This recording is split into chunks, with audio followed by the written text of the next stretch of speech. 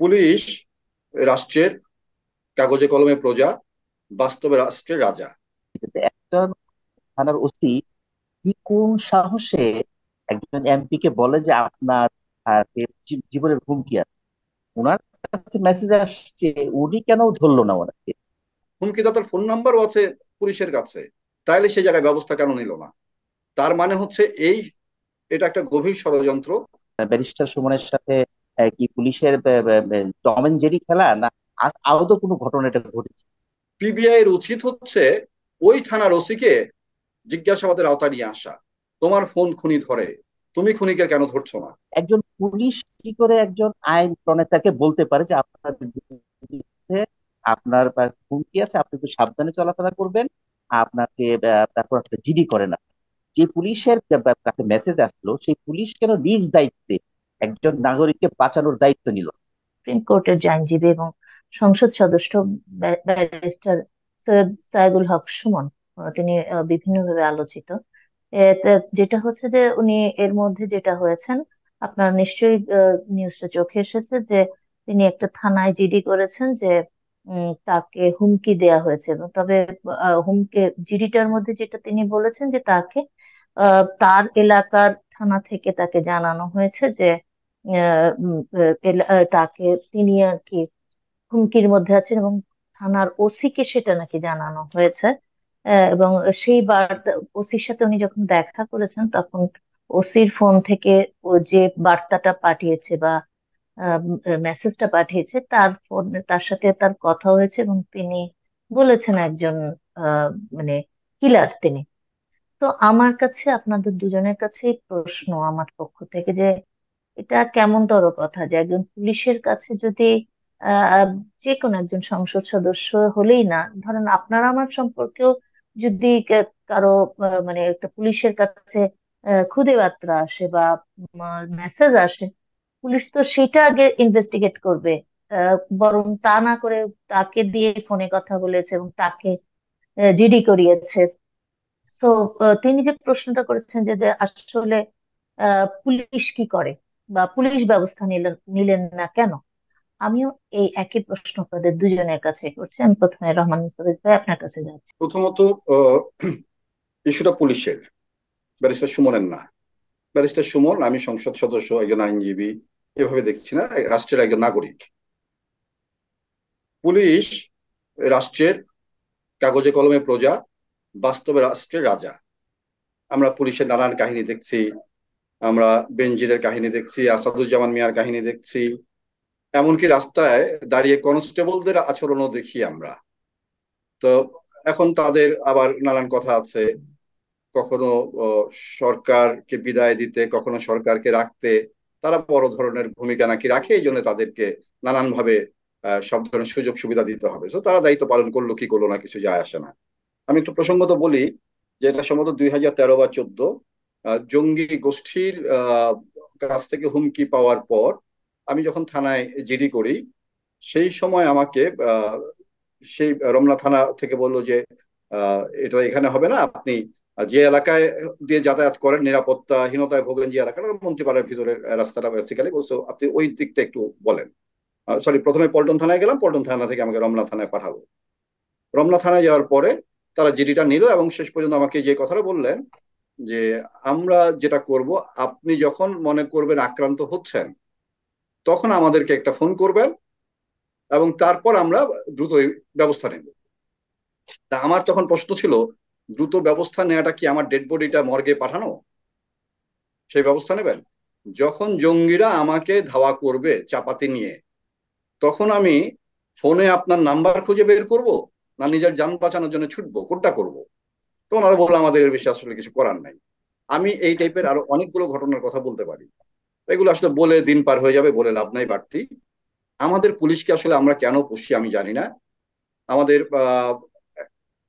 যদি ধরেন আজ থেকে 30 বছর আগে কথাও যদি ধরেন, বা আমরা গণতন্ত্রের পথে যাত্রা শুরু করেছি যদি ধরি 96 ডিসেম্বর থেকে, সেই সময় ঢাকা শহরে থানা ছিল 14টি, এটি বেড়ে 28টি হলো, এখন হচ্ছে 50-এর ওপর। থানার সংখ্যা কারণ বেশি বাড়ার অর্থটা কি দাঁড়ায়? আমি যেটা বুঝি, আমার বোঝায় ভুল থাকতে পারে, যখন আইন শৃঙ্খলা পরিস্থিতির অবনতি ঘটে তখন থানার সংখ্যা বাড়াতে হয়। আমরা জানি সাগররুনির কাহিনীতে বলা হয়েছিল কারো বেডরুমে যে পাহারা দেওয়ার সুযোগ নেই। কথাটা এই কারণে বললাম যে রিনবি আপনার এবং আমার দুজনেরই সহকর্মী ছিলেন, আমরা এখনো তাদেরকে স্মরণ করি। তো সেই হুম। জায়গায় হচ্ছে রুনিদের হত্যা মামলার চার্জ গঠনের তারিখ আবার আরেক দফা পিছিয়েছে, 100 একশো বারের। এগারোতম 111। হ্যাঁ, তো সেই যে অবস্থা, পুলিশের কাজ কি আসলে? এই রাষ্ট্রকে পুলিশ কি নিরাপত্তা দেয়? আপনি দেখবেন রাস্তাঘাটে রাত 10টার পর দোকানপাট তুলে দেয় পুলিশ, কারণ কি? যে নিরাপত্তাহীনতায় ভোগার বিষয় আছে। তো হুম। নিরাপত্তাহীনতার জন্য যদি আমাকে ঘরে ঢুকে যেতে হয়, তাহলে আমার পুলিশ দরকার কি? হাজার হাজার কোটি টাকা খরচ করার দরকার কি? আমার দরকার নেই তো এই পুলিশ। সেই জায়গায় হুম। যেখানে ব্যারিস্টার সুমনকে আপনার হুমকি দেওয়ার কারণে, এবং সেই হুমকিটাও ব্যারিস্টার সুমন জানলেন পুলিশের কাছ থেকেই। পুলিশ, আপনি যেটা বললেন শুরুতে তদন্ত করা, সে তদন্ত কি করেছে? করে নাই। পুলিশ কি হুমকিদাতা? হুমকিদাতার ফোন নাম্বারও আছে পুলিশের কাছে, সেই হুম। প্রফেশনাল কিলারের ফোন নাম্বার পুলিশের কাছে আছে। তাইলে সেই জায়গায় ব্যবস্থা কেন নিল না? তার মানে হচ্ছে এটা একটা গভীর ষড়যন্ত্র। আমরা এমপি আনারের হত্যাকাণ্ডের এখনো কুল কিনারা করতে পারিনি। মাত্রই কিছুদিন আগে দেশের বাইরে একজন এমপি হত্যা হলো। ব্যারিস্টার সুমনের ব্যাপারটা উড়িয়ে দেওয়ার উপায় নাই, কারণ ইনফর্ম করেছে পুলিশ। সেই ক্ষেত্রে আমার হুম। মনে হয় পিবিআই এর এই জায়গাটা বড় ভূমিকা থাকতে পারে। সেটা কিভাবে? পিবিআই এর উচিত হচ্ছে ওই থানার ওসিকে জিজ্ঞাসাবাদের আওতায় নিয়ে আসা, যে তোমার সাথে এই খুনির সখ্যতা কি করে থাকে, তোমার ফোন খুনি ধরে, তুমি খুনিকে কেন ধরছো না, কেন এই বিষয়টা তুমি শেষ করছো না, সেই খুনিকে ধরে তুমি কেন এই ষড়যন্ত্রের পিছনে জড়িতদের বিরুদ্ধে ব্যবস্থা নিচ্ছ না, অথবা তোমার এখতিয়ারের বাইরে যদি হয় তুমি এটা কেন তোমার সদর দপ্তরে জানাচ্ছ না, কেন তুমি হুম। আহ, আমাদের অন্যান্য ডিপার্টমেন্ট গুলিতে জানাচ্ছ না, ডিবি হতে পারে, এসবি হতে পারে, সিআইডি হতে পারে, তুমি কেন জানাচ্ছ না? আমার মনে হয় যে ওই চুনারুঘাট থানার ওসিকে এখন হচ্ছে জিজ্ঞাসাবাদের আওতায় আনা উচিত, এবং এই পুলিশদেরকে যারা আশ্রয় প্রশ্রয় দিচ্ছে তাদেরকেও একটু আহ জনতার কাঠগড়ায় দাঁড় করানোর সময় হয়ে গেছে। কারণ আর এই ধরনের পুলিশি রাষ্ট্র বলি, আজকে সন্ত্রাসীদের উৎপাত বলি, খুনিদের উৎপাত বলি, এগুলো বন্ধ হওয়া খুব জরুরি। তো সেই জায়গায় আমি হুম। বলবো যে রাষ্ট্রের দায়িত্বর জায়গাটা রাষ্ট্র আসলে পালন করছে কিনা, সেটাই এখন মূল প্রশ্ন হওয়া উচিত। আমি একটু মাহমুদ ভাইয়ের কাছে যাচ্ছি। আপনি শুনলেন রহমান মুস্তাফিজ ভাইয়ের কথা এবং আমার প্রশ্ন শুনেছেন। একজন এমপি যদি এরকম অবস্থায় থাকে তাহলে আমাদের সাধারণ মানুষদের অবস্থা কি? আসলে আমরা যখন আমি আমি ব্যক্তিগতভাবে একটা অভিজ্ঞতার কথা বলি। এই যে ঈদের সময় ঢাকা শহর খুবই ফাঁকা ছিল, আমরা দেখেছি, সবাই দেখেছে। তো একদিন আমি একটু কাজ করে একটা কাজ থেকে আসার সময় রাত্রে, বেশ রাত হয়েছিল, 12টা বাজে, তাও খুব রাত বলা চলে, যে আমরা যারা সাংবাদিক তারা রাত তো বা চলাফেরা করি। 12টার সময় আমার বাসার কাছে এসে আবার পুলিশ আমাকে থামিয়ে দিল, যে কোথেকে আসলেন। আমি বললাম, তো আমি কাজ করি। কি করেন আপনি? আমি কি করি না, আমি একটু কাজ করতে আসছি, আমি একটু বাসা সামনে। তো বললো যে না, আপনার চেক করুন। আমি বলছি, আপনি চেক করার কোনো এখতিয়ার আমার নাই, আপনার নাই, আপনি কেন চেক করবেন? রাইট আপনার কে দিয়েছে আমাকে চেক করার? তা বললো যে আপনি এইভাবে কথা বলছেন। আমি তো এইভাবে কথা বলার রাইট আমার আছে দেখে আমি বলছি। তারপর স্বাভাবিক স্বাভাবিক একজন পুলিশ অফিসার আসলো, সবসময় একজন সাব ইন্সপেক্টর আসলেন, এসে জিজ্ঞেস করলেন যে ভাই আপনি কি করেন, বললো বলেন তো। আমি বললাম, আমি তো সাংবাদিকতা করি, আমি কাজ করি, তবে দিলাম আমি কাজ। আচ্ছা, ও আচ্ছা, তো বলবেন না? তা আমি বললাম যে সাংবাদিক বলেই আপনি আমাকে চেক করলেন, আমাকে চ্যালেঞ্জ করলেন না, বিনা চ্যালেঞ্জ ছেড়ে দিলেন। যদি আমি সন্ত্রাসী পরিচয় দিয়ে যদি একজন সন্ত্রাসী হতাম, আমি একজন একজন মানে রাষ্ট্রদ্রোহী মানুষ হতাম, অথবা একজন ক্রিমিনাল হতাম, তাহলে কি আপনি আমাকে আমি সাংবাদিক পরিচয় যদি আমাকে তাকেও ছেড়ে দিতেন? তখন উনি বললো যে ভাই, তো কঠিন প্রশ্ন করলেন, আসলে আমি কিছু করার নাই, আমাদের ডিউটি। আসলে পুলিশ কি করে?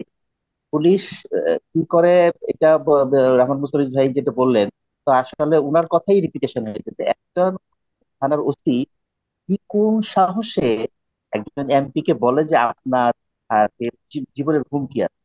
উনার কাছে মেসেজ আসছে, উনি কেন ধরলো না ওনাকে? এবং মেসেজ আসছে, ওই মেসেজের উৎস কেন উনি পায় না? আমরা মোবাইল হারিয়ে সেগুলোকে কেন ধরা গেল, এখনো কেন ধরা পড়লো না? আমি তো এটা কি, মানে আমি ঠিক বুঝতে পারছি না, কি সুমন, ব্যারিস্টার সুমনের সাথে কি পুলিশের টম এন্ড জেরি খেলা, না আদৌ কোনো ঘটনা এটা ঘটেছে?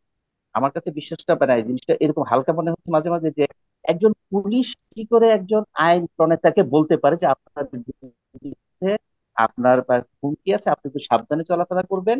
আপনাকে তারপর একটা জিডি করে না। যে পুলিশের কাছে মেসেজ আসলো, সেই পুলিশ কেন নিজ দায়িত্বে একজন নাগরিককে বাঁচানোর দায়িত্ব নিল? পুলিশের অবস্থাটা কোথায় আসলে? পুলিশ আসলে জনগণের বন্ধু না জনগণের সেবক, না আসলে তারা কি? এখন আমরা থানায় গেলে আমাদের আমি আমার কিছু অভিজ্ঞতার কথা জানি এবং মানুষের অভিযোগের কথা। আপনাকে জিডি গেলে আপনাকে আপনার আপনার মানে পূর্ব পরিচয়, আপনার রেফারেন্স লাগে। আপনি এক কোন এলাকায় গেলে ওই এলাকার পলিটিক্যাল পরিচয় দিতে হবে আপনাকে, এটা জিডি করতে গেল। এটা একটা বাস্তবতা। এখন পুলিশ আসলে কার দায়িত্ব পালন করে, কাদের জন্য দায়িত্ব পালন করে? জনগণের ট্যাক্স তাদের বেতন হয়, কিন্তু জনগণের জন্য কোথায় কি কাজ করে আমরা ঠিক আসলে বুঝি না। তো এইটা একদমই পুলিশের একদম একদম দুর্বল চিত্রটা বেশি আসছে আসলে একজন আইন প্রণেতাকে যখন সে বলে, আর যেভাবে উনি আইন প্রণেতা এখন বলতেই হবে সত্য, আহ, তাকে বলে যে আপনার জীবন নাশের হুমকি আছে, আপনি সাবধানে থাকবেন এবং আপনি জিডি করেন, এবং তার ফোনে মেসেজ আসছে। এবং সেই মেসেজের রেফারেন্স ধরে উনি কেন এখনো পর্যন্ত উপর মহলে বলেননি এবং তাকে গ্রেফতার করা হয়নি, অথবা তাকে গ্রেফতারের চেষ্টা করা হয়? আমি আসলে এই জিনিসটা রামান্ন একমতই আমি আসলে, যে পুলিশ আসলে কার জন্য, কার পুলিশ, কেন পুলিশ?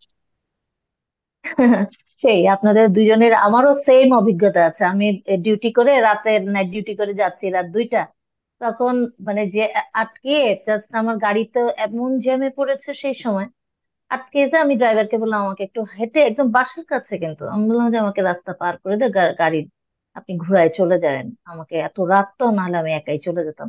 সেই সময় পুলিশে মানে একটা ওই যে ওদের কি চর নাকি থাকে, এই এসে বলে আপনাকে ওই যে স্যার ডাকে। আমি বলে কোন স্যার ডাকে? আমি হেঁটে যাচ্ছি, আমার সাথে ড্রাইভার। কে কোন স্যার? বলে ওই যে একটা কনস্টেবল। কনস্টেবল আমাকে কেন ডাকবে? বলছে, বলে যে আসেন, এবং একটু অন্ধকার জায়গা। মানে আপনি বুঝতে পারছেন যে ঘটনাটা কিরকম। আমি পরে, সে আমার যেতে দেবে না, এরপর কনস্টেবল এগিয়ে আসলো। আমি যখন কথা শুনতেছি না, সে বলে আপনাকে ডিউটি অফিসার ডাকে। আমি বললাম ডিউটি অফিসার এখানে কি করে, আমাকে কেন ডাকে? মানে আপনি চিন্তা করেন হ্যারাসমেন্টের কি, এবং আমাকে ডেকে নিচ্ছে একটা মানে এই কি বলবো, অন্ধকার একটা জায়গায়। বুঝতে পারছেন তো মানে আপনারা? তো এতই, এবং আমি বুঝতে যখন পারছি। চিৎকার করে শাউট করে শুরু করলাম, যে আশেপাশে মানুষ, অ্যাজ ইফ আমি হলাম গিয়ে একটা মানে চিড়িয়াখানার বস্তু, সব মানুষ আমাকে চিড়িয়াখানা। দেখছে, ভিডিও করতেছে। What a fun! এই পুলিশ হলো আমাদেরকে এইভাবে নিরাপত্তা দেয় কোথায়? হ্যাঁ ঠিক আছে, আমি যাচ্ছি, হ্যাঁ সে এগিয়ে এসে বলতে, ম্যাডাম আপনার কোনো হেল্প লাগবে কিনা, বা এত রাতে কি সমস্যা নাকি। এবং দেখতে পাচ্ছি আমি একটা মেইন রাস্তা দিয়ে হেঁটে যাচ্ছি, আমার সাথে একজন মানুষ আছে। তো এই হচ্ছে পুলিশ আমাদেরকে হেল্প করে। যাই হোক, এখন সংসদ সদস্যদেরকেও মানে জিডি করে তাদের ইয়া চাইতে হবে। ঠিক আছে, দেখি নিরাপত্তা না চাইতে কি হয় আমরা।